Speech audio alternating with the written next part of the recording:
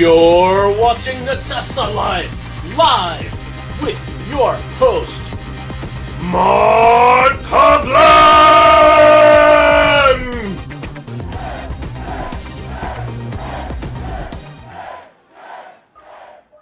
Hello, everybody, and welcome to the Tesla Live number 370. Here we are on the 31st of July, 2024. And as you can see from the picture, we've got one extra person, but we'll get to that shortly. First, let's introduce the regulars. We have Mr. Patrick Connor joining us from the West Coast. How are you today, sir? I'm good. Hello, Tesla Nation. So occasionally we discuss the weather in these openings, and I have to mention that it's a little weird around here right now. Yesterday, the high was 69. Tomorrow, the high is 96. So just take those digits and flip them around. It's all over the place. So today is the nice in-between day. It's pretty lovely. But tomorrow there's a heat advisory. Oh my goodness. That is brutal. What a switch. Yes. Absolutely. Yes. Well, take all the precautions. Stay hydrated, Patrick. Yes, we'll do. Also joining us as per usual, Mr. Casey Green from the Mid-Atlantic. How are you today, sir? Also sweltering. But doing all right. Very good. Very good. Yeah, it's hot here in Ontario too. So we've been having a heat wave for the last 6 days or so, and it's scheduled to continue. Well, let's see our special guest. We have Mr. Lee Moon joining us. And Lee, how's the weather where you are? Well, it was 92 degrees, Fred, earlier today, and now it is a thunderstorm and hail out right now. Oh, and that's been the pattern for weeks now. So I'm not driving my car in hail. Keep it in the garage is a good idea. I keep it in the garage, and so I haven't been able to take any trips yet with my Model Y, except for when the first few days I got it. That's probably a good plan. You don't want to be out in hail at any time with a car that you enjoy, because who knows what's going to happen there. But let's introduce Lee. Of course, if you don't know, Lee is the one that created the Tesla Life music that has been played on this podcast for 370 times. Wow. We thank Lee, of course, for creating that music and allowing us to use it on the weekly show. And Lee, of course, has followed Tesla for quite some time. But maybe a surprise to some, just recently, he's dove in and got himself a Tesla and a Model Y. Is that correct, Lee? That's correct. And I love it. And about how long ago did you pick it up? About 2 months ago. 2 months ago today. Okay. Cool. All right. And maybe let people know a little bit about the experience of maybe why you got it at the time, and what your thoughts are on picking up a new car 2 months ago. Sure. Yeah. The reason I waited, I'd had 4 Hondas from 1982 till about 2 years ago, and love my Hondas. They're very reliable. No problems. Essentially no problems with any of them. And then I bought a Chevy Bolt in 2022 that I loved. That was a great little car for everything it did. But no supercharger, no fast charging, things like that. So it worked well for what I did around town completely, but I wanted more. And so I kept looking around, and I was waiting for Tesla. I've been an early adopter on a lot of things, and I did not want to spend that money. I wasn't brave enough to jump in on the first iteration of the Tesla. And I knew I wanted either a 3 or a Y when they were rolling out. And just, I thought everything I researched, the Y was getting all the love for quality improvements. And this was the time to get it, and the tax incentives. Yeah. And I bought an inventory car that was still sitting at Fremont. So I had to wait a little while for it to make its journey to What over the there? East Coast. Yeah, it took some time, and I was a little assertive with the delivery center about getting it before the end of the month because I was getting ready to pay annual taxes on the Bolt, and I didn't want to have the hassle of getting a refund, whatever it was going to be, to do it. And they delivered on the last day of May, and Very cool. Georgia Delivery Center. Very cool. They were so busy that the manager was delivering cars, and he was my delivery agent at the time, and it was a great experience. I loved it. I loved it. I got to chat with 4 or 5 people at least, which I love to do. So Yeah. we can talk about EV. Saw Cybertruck being delivered. Saw 4 cool. coming off the delivery truck for later on delivery. It was great, and I was thrilled. I got a 2024 rear-wheel drive standard range, white interior, white exterior, and because it was inventory, I saved a couple of $1,000 off the top. Nice. And loved it, and had known that there was a potential for the energy boost coming. And Exactly. I took advantage of that, and my car now identifies as long range. When I'm in the settings, it shows it went from, I don't even know if it said standard range or just Model Y, Probably but just it now Model Y. says, and now it says long range. So, and I just noticed that a few days ago when I was playing with settings and adjusting the new self-driving. So very happy. The car was perfect when I got it. I was telling you earlier that the one thing that I had to do was, as soon as I walked up to it before I took delivery, I noticed one of the air wheel caps wasn't pushed in all the way on one side. I just reached out and popped it in. That was it. The car's perfect. It's been fantastic. No issues whatsoever with the car. Very nervous about picking it up, and then nothing's wrong with it. It's been spectacular, and even more so now that it's got 305 miles of range instead of 260 on it now. Exactly, because you were able to get that upgrade and unlock some of the battery that was actually there all the time. It's just that you had the option of adding it to the usable area for that car. Correct. And I charge it in the garage. I still don't have a level 2. I never, since I bought the Bolt, I've never put a level 2 in the garage, and I charge it off the 120 at 12 amps, and that works. But I charge it to 50% now instead of 80%. I just charge it to 50%. It's fine. I'm about 4 miles away from 24 superchargers, version 3s, and so when I'm going to take a trip, I'll either charge up I'll charge up at the supercharger at the bottom and then finish it in the garage the night before. And and that's a great point that Lee made, is that a lot of people don't need a L2 installed because of the mileage that they're driving on a daily basis is more than covered when you plug into a 120 socket and just charge overnight that the 8 or 10 hours that it sits at home. So exactly. Yeah, I did that for the first year with my Model X. Yeah, we did that for a while. Yep. But with our Model X, I charged at 72 amps, but I would be served just fine with 6 amps most days. I was surprised how well it worked. I learned that with the Bolt because I knew my driving habits. And so that was my training wheels car. And then when I got the Y, this is easy. And I'm still using, I bought a spare Bolt mobile charger. And when I traded in the Bolt, I just took the spare out and I'm using it, have the Tesla mobile charger in the sub trunk and for a road trip. And so I'll use that Bolt adapter till it burns out, and then I'll use the nice one. That's right. When I need That's to. right. May as well use all the hardware you got. Absolutely. Yeah, you paid for it.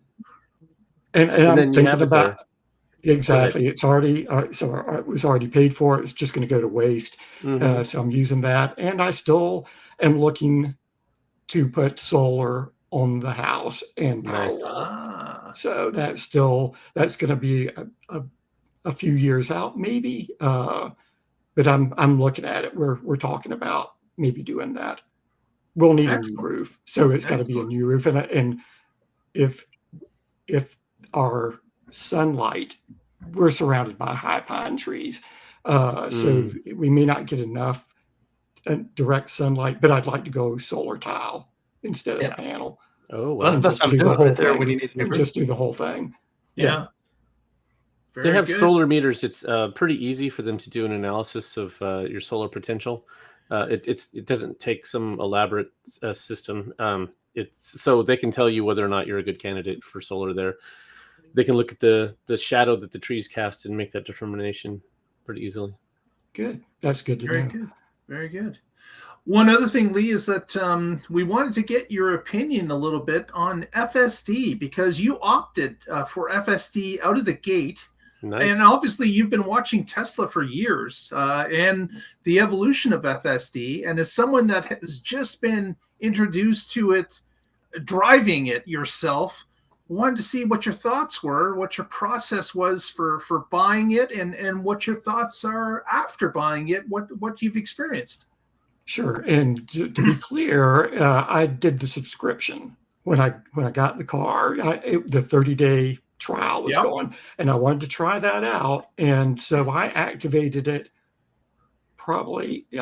I don't live in Savannah, Georgia. I live about 60, 70 miles away from where I purchased the car. And so I just used whatever the car was able to do. I don't even know if autopilot was enabled at the time. I didn't even know to turn it on. So I just kind of drove the car home, got home, and sat down and turned it on and did the trial. So I was using a 12, I don't know that it was a 12.3 variant even. I ended up with 12.3.6 pretty quick though, and started using it and went, oh, this is cool. I really like it, and used it almost all the time. I, however, have been driving I'm 66 years old. I've been driving for 50 years, and I cannot let go of that steering wheel. I felt like I needed to keep driving the car while it's driving. It was so weird to as a first time full self driver, to let the car, I could not let it go. I had to learn to. It's a good way to be, Lee. It's a good way to be. Trust me. Mm-hmm. Yeah. And so even now, I would keep my hands on the wheel no matter what. But I just kind of loosen my arms and let it do its thing and take over. And I would have to take over. But it's not grotesque to do that. It's very easy. You just take the wheel or brake or accelerator, but you just pay attention. So that was 12.3.6. And then last week, I got 12.5, and it changed everything, because now I went to the vision-based monitoring.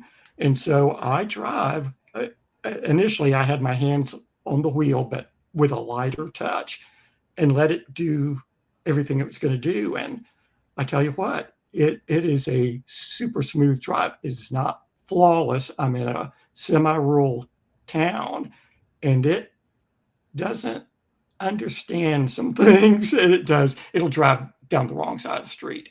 Oops. On two places, and that's a regression over 12.3.6. That it's just started doing that. Not all the time, but I've been aware that it might do it, so I kind of watch out for it. Yeah. And I usually do this in the evening when there are no cars in my subdivisions where it happens.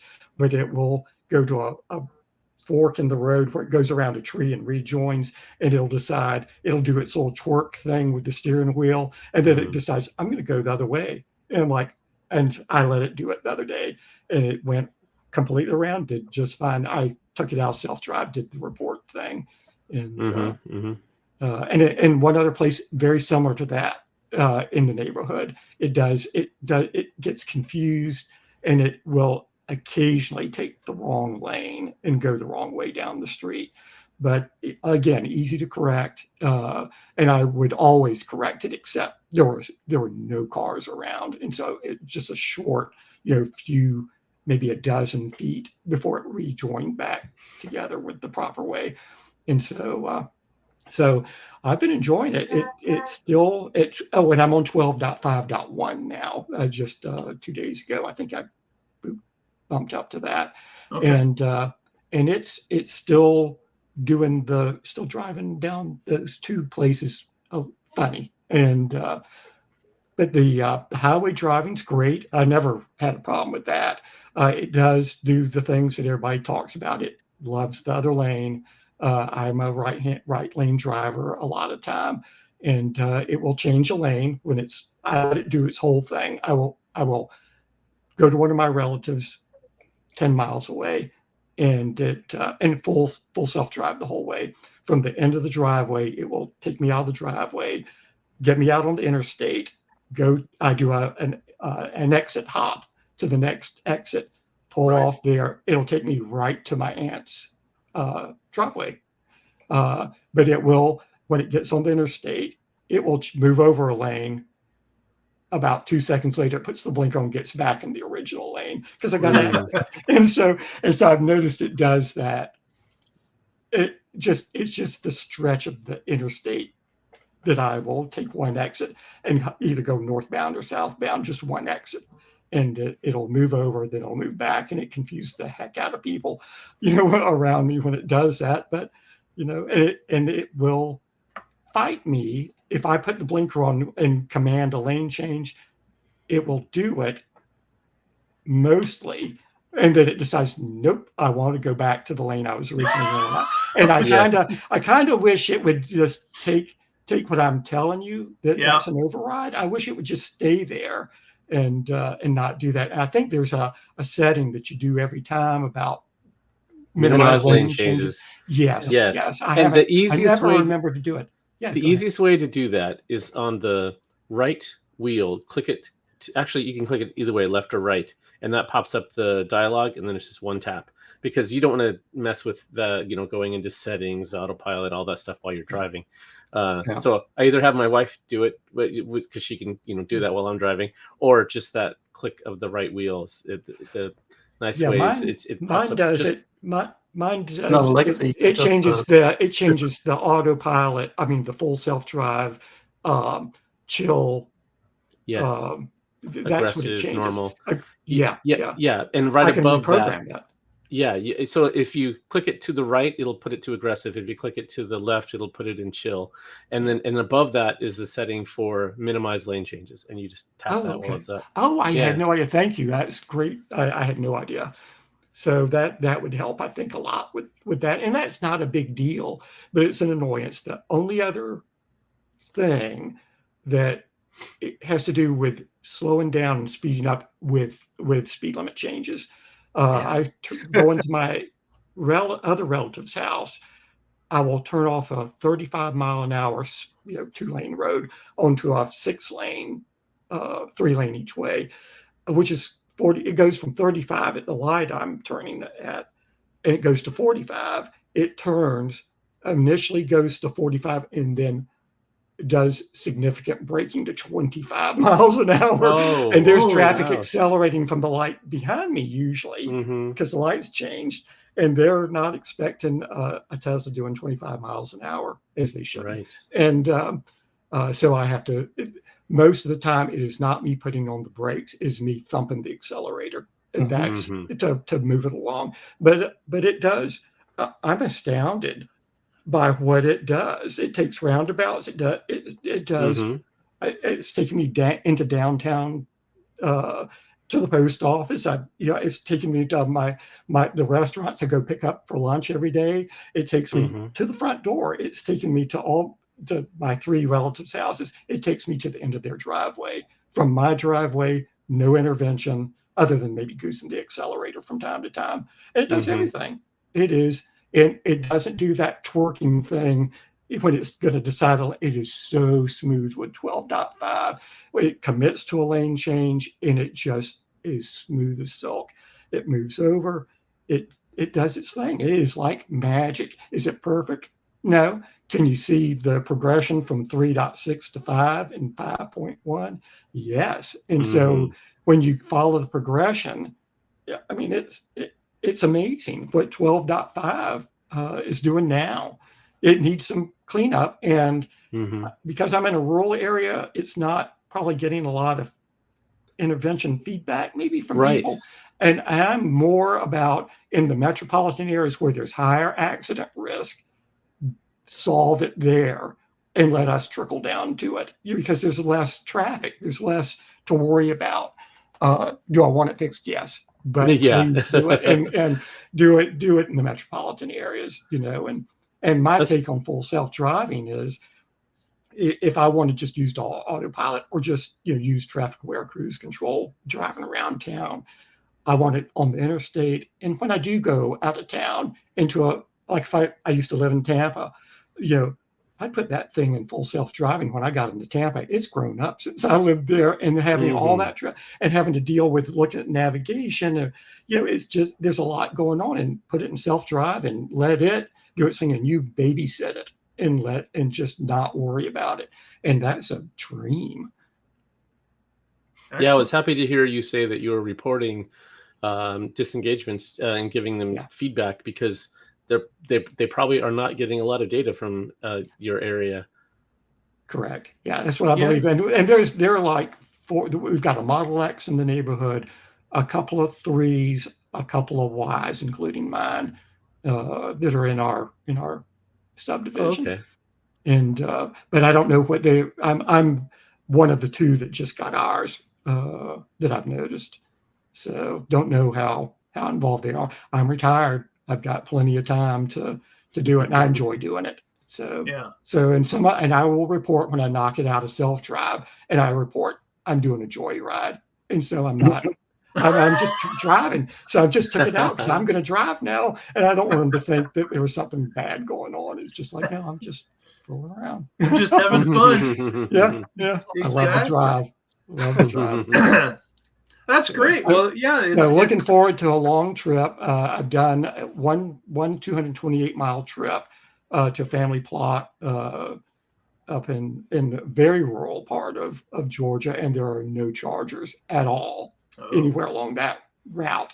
And I used full self-driving for that, and it was needlessly simple because the road is almost straight, absolute straight from 112 miles one way, 114 one way, and 114 back. Is just about dead straight road for good portions of it. And so it wasn't really a challenge, but it certainly was something to enjoy. Question for you, Lee, and of course this also applies to Patrick and Casey if they've experienced this, but has anyone seen an animal cross in front of their FSD as they're driving? Yes. Well, your Canada gooses. It's not mine, man. They're not mine. they won't show on the render, but it'll wait, and then as they make a little bit of weight, it'll inch up so they don't come back, and it'll just do that. And just for future knowledge, Casey, mine, I have a little. They wear a little nameplate, so you'll know they're from Mark. So. Property of Mark. Yeah. Lee, any because rural Georgia, and so I have their cats. There was a fox that crossed in front. It thought it was a dog, probably, but it will slow down. It'll come to a stop and or edge around an animal crossing. I don't think squirrels are on its and it did not see a small turtle. I saw a turtle crossing the street just a few blocks from my house, and so I took it out and reported it. Turtle. And I swerved for a turtle, but it didn't show, and it didn't really do anything but swerve. No stopping, no here's what's going on. Carmichael thought it was either a speed bump or a puddle. It was a very small turtle. I noticed it, and the car would have just continued on. It was very small, but I wasn't going to run over it. I diverted away from it and went around. We have the Sea Turtle Institute over on St. Simon's Island, Jekyll Island, which is right. I mean, we can look at it from our house. So. Very cool. But anyway, dogs, cats, everything. People with their strollers going down. It'll slow down. Lawn service. It goes right around. Slows way down. Goes right around. And I wave to the folks, and they smile and wave back, and off it goes. Yeah, I just had a small rabbit run in front, and it was in FSD mode. And I glanced at the screen; it didn't show anything. And then we're going towards it, and it's not slowing down at all. And I'm like, oh, the rabbit's not going to make it. So I hit the brake.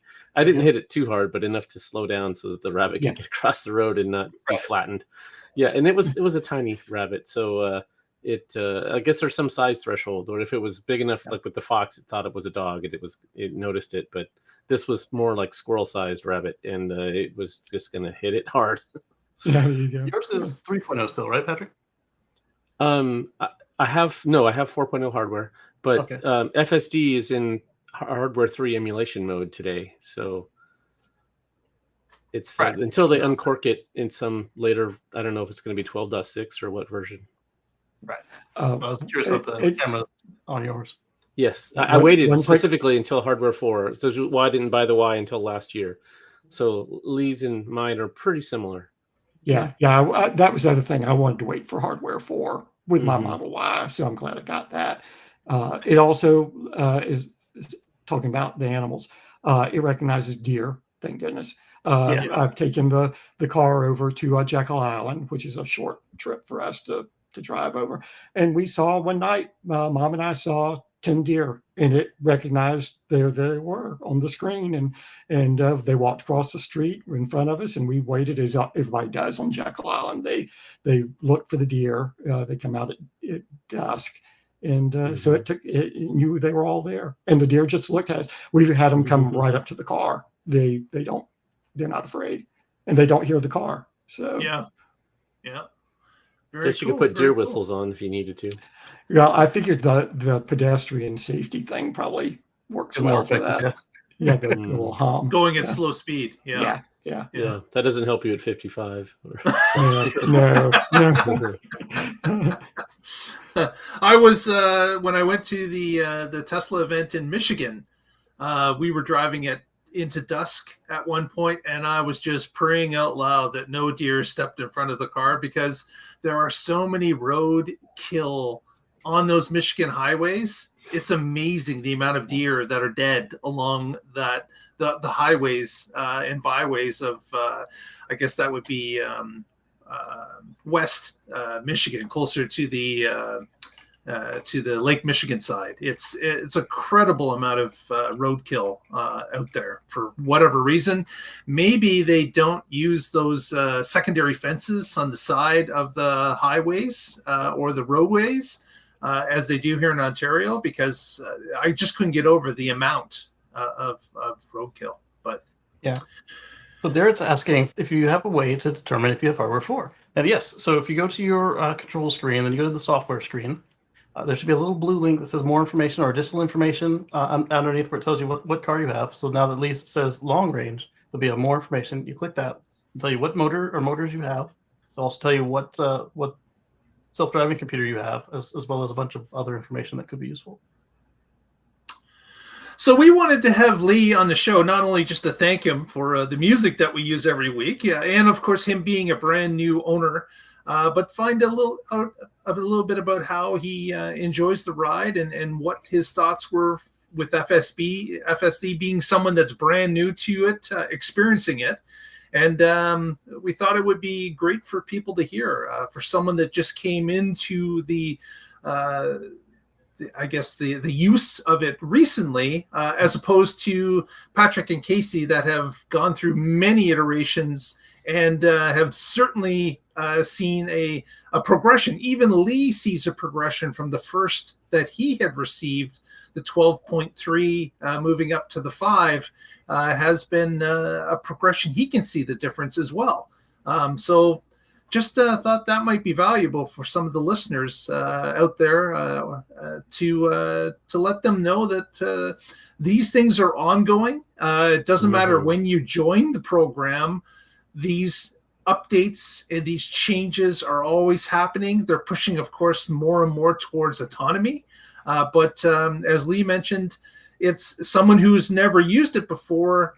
You're hardwired to pay attention and to be watching the road at all times and to be cautious as to how the vehicle reacts when it's in FSD, which of course is something you should be doing anyways. But also you start to get familiar with what it's doing and how it's operating. And over time, it becomes something that is enjoyable. It's something that is fun to do, and as long as you're paying attention, and take over in some of those instances, which there will be instances. You cannot, this is not a perfect setup yet that allows you to not pay attention. It's something that you have to do, but it's something that you can certainly enjoy, and over time, you can definitely see the progress, which is great to see. Yep. Very cool. So with that, I think we'll move into some of the regular news that we hit every week, and let's start with the X Takeover just wrapped up this past weekend in California. Help me with the name. It's San Luis Obispo, I believe. Not sure. The name of the city. Again? It takes place at the Madonna Inn, and we had this great conversation about Madonna Inn last time. But yes. This San Luis Obispo. You're right. Okay, so it happened on Saturday and Sunday, and actually there was a cool photo that they provided. I can probably share that. Here we go. Let's grab this little photo to share. And this, of course, is the light show, one of the evenings. And they did the circle pattern. Again, where it circled the people with the vehicles, and went to the music. And I love that look of the red brake lights as well as the white high beams showing the circles on the grounds of the Madonna Inn. Very cool. Is that shape supposed to mean something? The big circle, two little circles? I tried to make sense of it, and I couldn't. Okay. I was wondering if they were going to move the two smaller circles a little closer to the big one. It could have been Mickey Mouse, but I don't. Is some kind of crop circles thing? I'm not sure. So that was kind of cool to see. And again, they'll do the X Takeover most likely next year. If you're interested, just keep track of the time frame, and they will have it again, I am sure. Next, wanted to touch upon an issue that Patrick's going to talk about. That is right. So I'm sure you guys all heard about this horrible recall. So Ars Technica, this comes to us from them. It's by Jonathan Gilton, and it's titled "Tesla recalls 1.8 million cars because their hoods can open while driving." That sounds horrible. Serious, right? Well, guess what the fix is? Do all these cars have to come in for service? No, it's fixed with an OTA, as many things Tesla are. So it affects Model 3s built between September of 2020 and June of 24, Model S's built between January of 21 and July of 24, Model X's from August of 21 to July of 24, and last Model Y's from January of 2020 to July of 2024. So that means that these Model Ys, Lee, yours is in there. How that has your hood just popping up all the time? Because you're going to get to the punchline of the story in a minute. Exactly. Yes. Yeah, I'm sorry. Yeah. So this first was noticed in March of this year after complaints about unintentional hoods popping from a few cars from Chinese customers. And in April, they identified it as a problem with the hood latch detection switch. So this could prevent customer from being notified of the open hood state. So if you didn't close the hood and then you drive, it can pop open. And the only real problem is people weren't closing the hood properly, and the car was not telling them that the hood wasn't closed properly. Right. So if you close your hood and check it before you drive, this would be a non-issue, which is why we aren't seeing a whole lot of these. So there's millions of other new cars that have this problem from other brands. Yeah, and any car that never had a sensor on their hood, if you don't close it properly, it can open. Wow, really? Next in obvious news, so Tesla's continued their investigation, and they found a couple cases in North America and Europe, although they said this was a lower than the rate of occurrence in China for unknown reasons. Engineering studies followed in Europe and North America in June of this year, and they decided that the issue was worthy of a safety recall, and they notified NHTSA. Tesla has then identified at least 3 warranty claims associated with this, but they aren't aware of any crashes or injuries related to this. So, as with many of Tesla's recalls, the problem is fixed with an over-the-air software patch, and the new software is able to detect if the hood is open, and if so, display a warning to the driver to stop them from driving off with the hood unsecure. So there you have it. 1.8 million is going to be the headline, and it's a minor software fix is the reality. Yeah. And it was already been applied to a lot of vehicles. It was before we even knew about it. It just came along for the ride with one of the updates. Exactly. Yeah.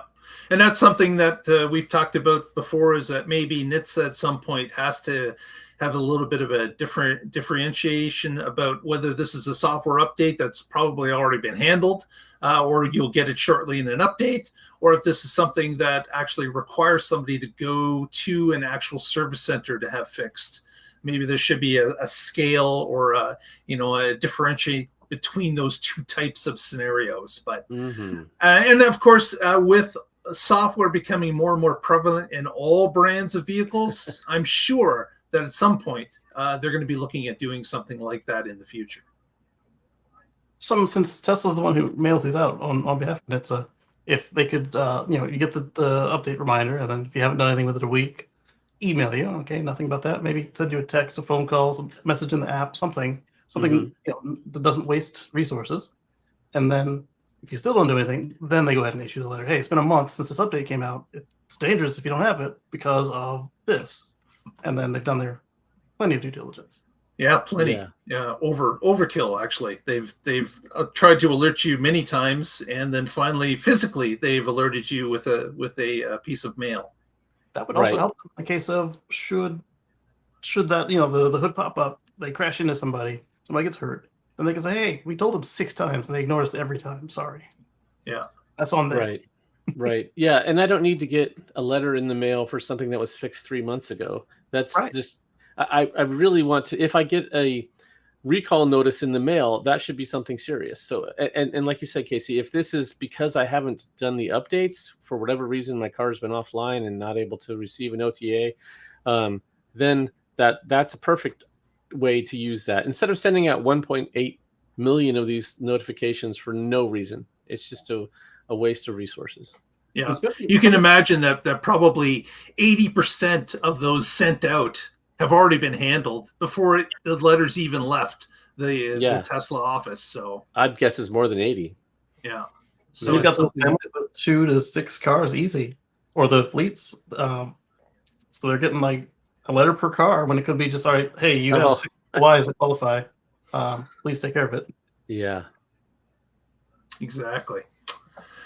Well, speaking of fleets, we got this notification earlier this week that a new police group has dove into the EV world 2 feet first. They definitely went overkill here.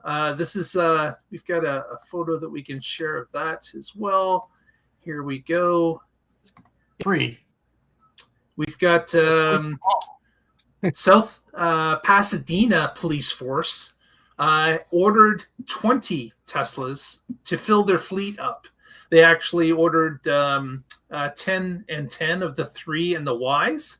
The Ys are going to be used basically for patrolling as patrol vehicles. You can see in the photo here, they've got push bars installed, and the police accessories even on the outside. I wanted to see if you guys knew what these bumps were by the mirrors. I'm not quite sure what they are. Maybe spotlights, maybe a spotlight is the only thing I could think of. Yeah. possibly, but they seem to have them on both sides, which is possible for a spotlight. But the police lights, the strobe, and the same ones for the on duty that just stay on, depending on what this department uses. Yep, possibly. Yep.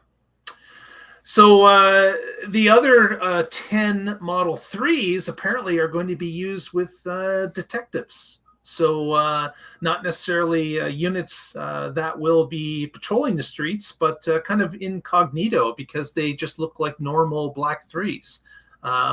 Certainly some could have the paint job as well, but others could be incognito because they don't need to stand out as much being detectives. So that's kind of cool. And of course, at this point, the police department basically went completely EV, replacing all their gasoline vehicles with these 20 new cars. So that was kind of cool that they have the confidence in seeing what other police departments have done, and probably have read some of the white papers that have been sent out, and have decided that, yeah, let's do it. It makes sense. We're switching our cars out anyways on a 4-year or 5-year basis, and we may as well start saving fuel and maintenance immediately altogether. Yeah, this is pretty cool. The article that I saw about it, they were talking about how their current fleet was beyond their typical age. They had stretched it 2 or 3 years, and that their maintenance costs were shooting up significantly because they'd pushed it past the normal end of life. And that they're actually hoping that these new Teslas that they have, that they can have them in service for up to 10 years, which is way longer than they normally use with their old gas cars. So that would be cool if not only are they saving money every month, they don't have to buy new cars as often. That would be another huge savings. And we heard about from one of the police officers that we interviewed here that they were able to actually hire another officer because of the fuel savings that they had from having an EV instead of gas cars. Exactly. Either last Sunday or or the Sunday before that, I covered a department that did the trial where they pick a Model 3 or a Model Y, and that's their one for the first year while they get the hold of it. They get the hang of it. They did zero maintenance the first year, not even tires. Wow, nice. Yeah, that was impressive. Exactly. So more and more police departments are picking up on this, and certainly this is something that is going to grow because it just makes financial sense. Fleet owners understand this more than individuals, that it just makes sense when you're looking at the spreadsheet of how much maintenance and how much fuel costs are being used over a given period of time, because that's what these people do, is they're just tracking costs, paying out those costs, and looking for ways to reduce that cost. Any low-lying fruit makes sense to pick from the tree, and this is something that the police departments are really starting to catch on to, which is everyone? You mean everyone doesn't track all of their expenses in a spreadsheet every day? What kind of world is this? This is not Patrick's world, let me tell you. That's right. Yeah, spreadsheets all over the place, baby. We do it for fun. Somebody there does it for their job. It's real easy to get that data out. That's an awesome job. Exactly. Lee, have you seen any Tesla patrol cars in your neck of the woods? No, nothing like that. I think they're all, it's EVs in our town are a hard sell. And Chevy dealership, Honda, the sales folks have said we don't have a market here for it. And where I bought the Bolt 2 years ago was 50 miles out of town. And I was the first buyer of an EV in 2022 from that Chevy dealer. They're great people, but they said there's no market for them. And so that's very hard. And they would not take a trade-in of an EV when I was looking to buy the Tesla or another, like a Blazer or an Equinox or something like that, when I was toying with that idea. And they said they can't sell it. That's This is in Georgia, did you say? Yeah. Yeah, So- I'm in the Brunswick, Georgia area, and so right on the coast between Savannah, Georgia, and Jacksonville, Florida, and it's awesome. truck country here, Mhm. Right, but like, and that's when what I they've go to- always told me, and that's when I had the hybrid too, and they said we can't sell hybrids. I'm like, well, I've got one that I love. Mm-hmm. Yeah. Because Well, Georgia had great EV incentives, and they were one of the did. number one markets for the Leaf in whatever it was 2012 or whenever a while ago now. But that must they're have not all been in the your incentives area. are gone. No, all the incentives in Georgia are gone Oh, Yeah. okay. for EVs. They've been gone for a while. Still, that's a very bad move. You don't say that to a customer. We would take in cars that were burned to a crisp, and we wouldn't give them top dollar for it. Like, oh, here's $100. Does this help you make the deal? And then we'd find a way to either scrap it or drop it off at auction. Like, Right. That's And- just what I was and- going to say. I can understand they don't want it sitting on their lot if it's not going to sell. That makes sense. So yeah, you don't have to buy the new ones, but you right, take so- it. Right. So then they offer you a lowball price for whatever, then they're just going to get rid of it at auction. They don't have to put it on their lot. There's lots of ways to move cars. Yeah, and Tesla, when I did ordered the Model Y, I got a quote for the Bolt, and it was fair price. It was several $1,000s more than all the Chevy dealerships had offered me, by thousands of dollars more. And then right as they were giving me the final payout, they increased the price, the trade-in value of the car by a little bit. So it's like, oh, that's great. I love it. Yeah. And made it just better. But yes, it's we're not seeing. I don't think I've seen a governmental electric vehicle. There may be out there, but I just haven't seen. Haven't noticed one. I've seen a few years ago. I've seen one of the Pepsi. Not the semi, but the smaller. It was a hybrid van type thing, I think. I'd seen that. It's on one of my usual routes to relatives' house, and I'd seen it at the PepsiCo distributor. Yeah. But that's been about it. Interesting. Well, there's certainly different areas of the country that are more EV centric than other areas. That's not a surprise. It's what people get exposed to. If your neighbor drives an EV, sometimes that can produce people to start saying, well, what is this about? Asking questions, talking to their neighbor about this. But if there's never an EV in your neighborhood, then guess what? A lot of people don't go looking. They don't go try to educate themselves on something they don't even know is there. It's something that takes a little prodding, takes a little exploratory adventure to get into something that's new, especially for where you live. It's something that different people respond differently. So. Not a big surprise. And knocking down the misperceptions of it. Yeah, exactly. Which I do. I have a relative that, because of full self-driving and me explaining how to charge, especially with Tesla, they were just impressed by full self-driving and auto park and things like that. And so I think the gears are starting to turn. And so just any kind of advocacy you can do. Yeah, like Derek in the chat room just indicated that he had a coworker tell them today that she learned you can't drive a Tesla through a puddle of water. So there are misunderstandings, there are misinformation, there's ignorance everywhere. And as Lee said, if you can shine a little light on this and let people know that it actually does work well. And yes, I can charge and drive in bad weather, and there is no issues. There's only positives. Those type of things can go a long way. Yeah, and you have to meet people where they're at and find out what it is that motivates them. Is it energy security, national security, energy independence? These are all things that EVs support. Try to avoid the political football, because it should not be a political issue. And the worst part is we all should be able to drive whatever it is that we want, that we can afford. And when you're hating on somebody else because their choice doesn't match yours, you don't know what their use cases are. You don't know what their needs are. And so, be supportive, I guess, is the right way that I'm trying to. You catch more flies with honey than vinegar. So go about it the right way. Exactly. Yeah, I was speaking to a lady last night at the office supply store. She's like, yeah, I've wanted one of these, but they're so expensive. And I was like, they're not as expensive as they used to be. There's all kinds of incentives, new and used. And she's like, oh, but you got to go stay away from the used ones. I said, why? This one is 6 years old. She said, what? Right? Yeah. Buying used is smart. And now EVs have been around long enough that there is a significant used market. Yeah. And of course, also proof that the vehicles can be in part of a used market and that they're fine.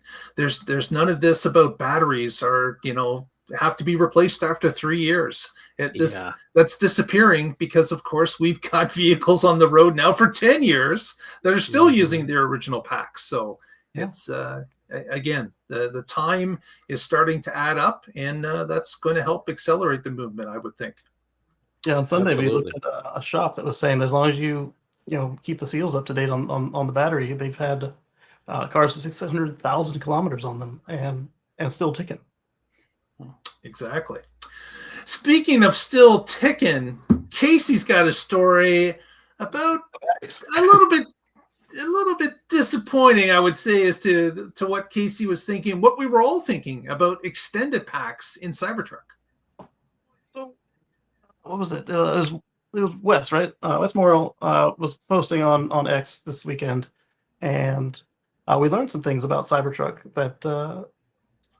that we had hoped could have been differently, or been different than they ended up being. But your extended pack for Cybertruck, if you get it, it will not be a customer install and remove even after the initial install. You'll have to bring it in, and they can take it out from there.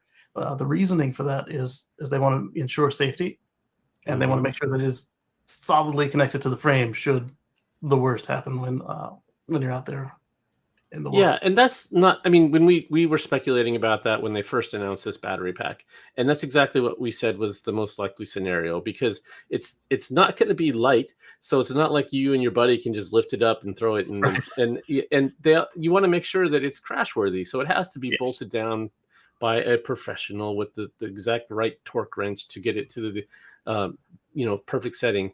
And so this is kind of like, oh yeah, this is exactly what we expected.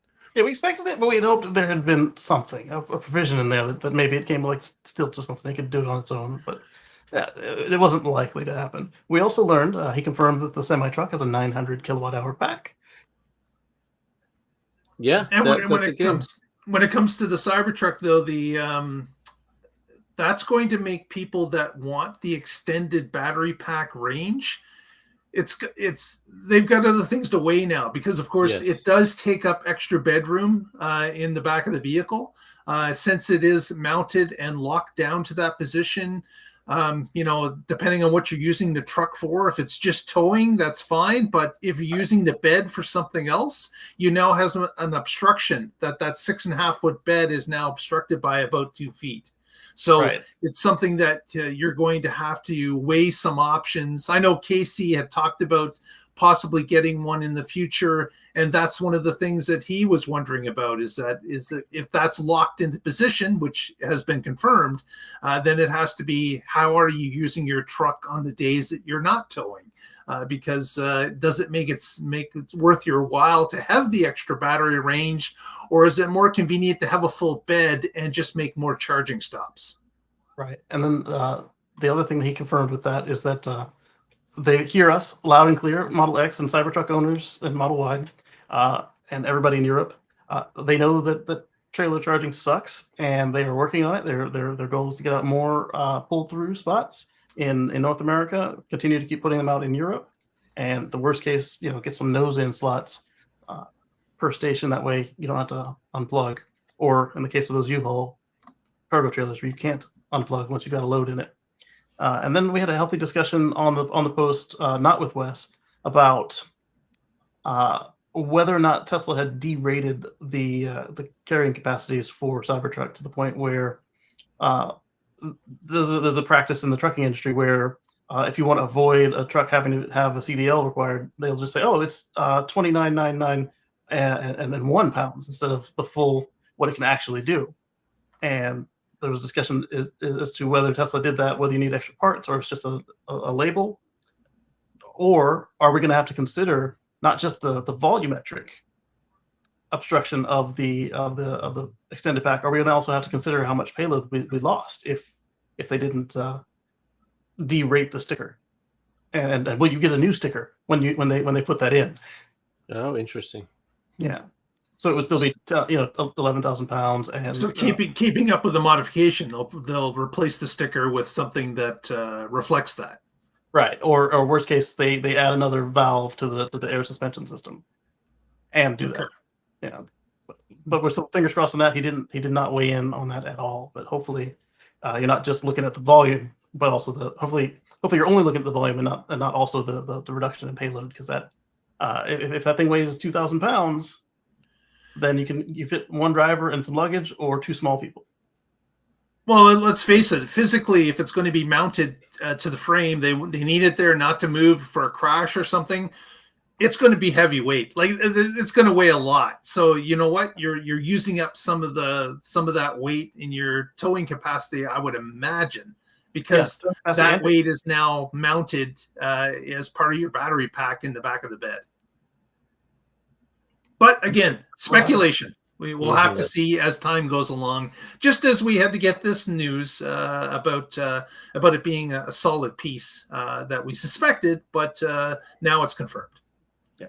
Where the weight is matters a lot too, so it might not impact towing as much, just as the weight of pounds subtracted might indicate. Right. Like, you might only be able to carry 3 passengers if it's a reasonable weight instead of 5. Or if you do fill it with 5 people and fill the bed, then you won't be able to get as much into the trailer. Yeah, all things that we'll have to see as it actually gets released. David's asking if that would require different tires, and the answer is no, unless of course they're going to upgrade the sticker. Then yes. Right, because the tires already should have been rated to be able to have a full bed anyway with heavy stuff. Right. So now you've just put something in there, right? Yeah, they don't change the tires. Mm-hmm. The V3 pull-throughs 6 miles from you, almost open. That's awesome.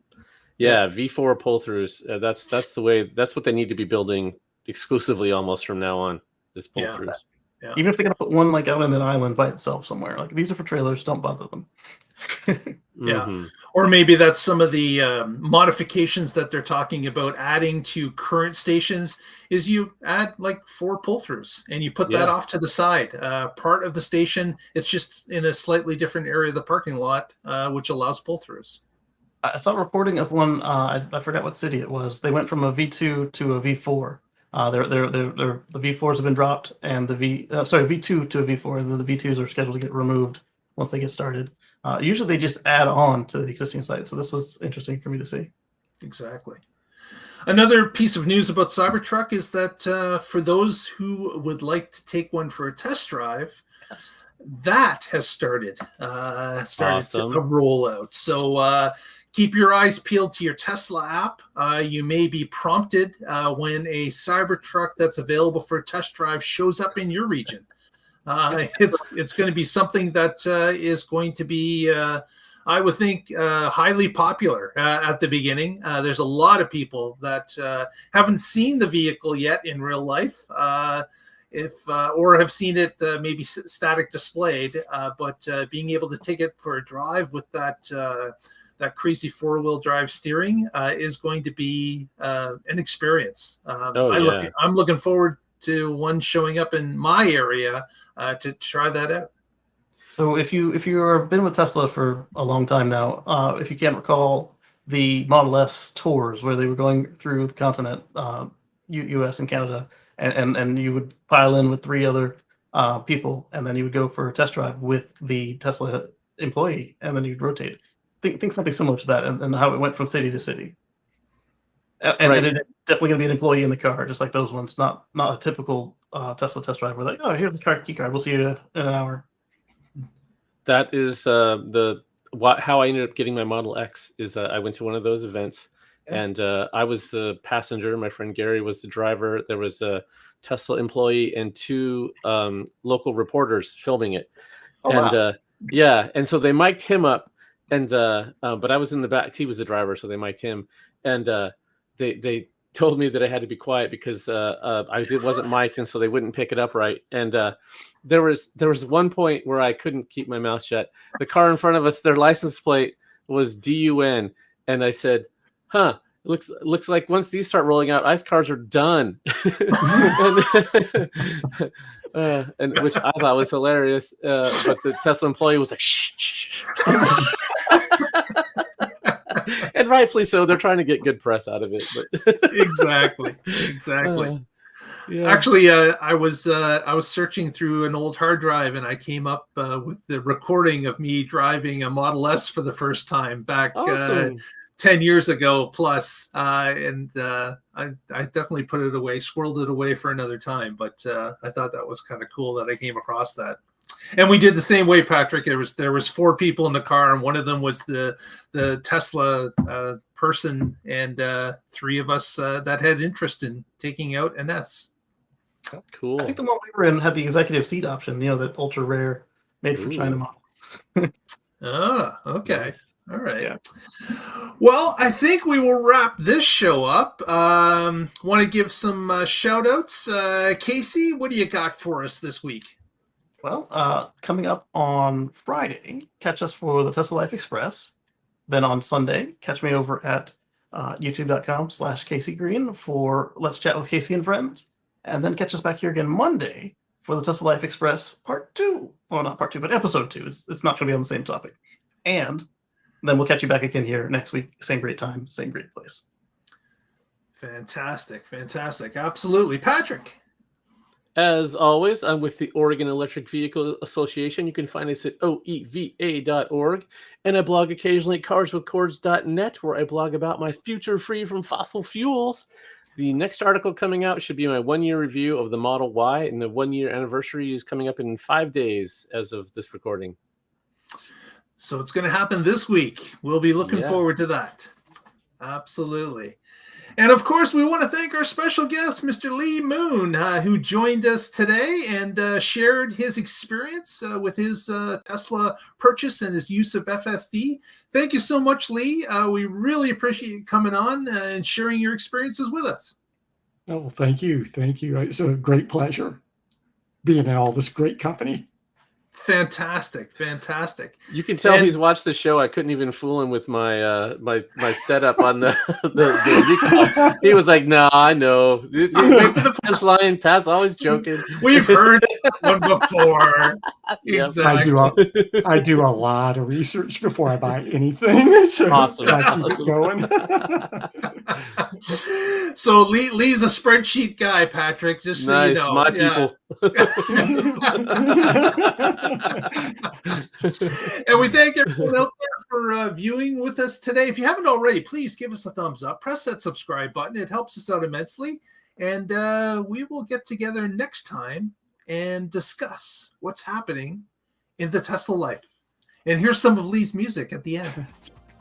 Thank you, Lee Moon. Thank you.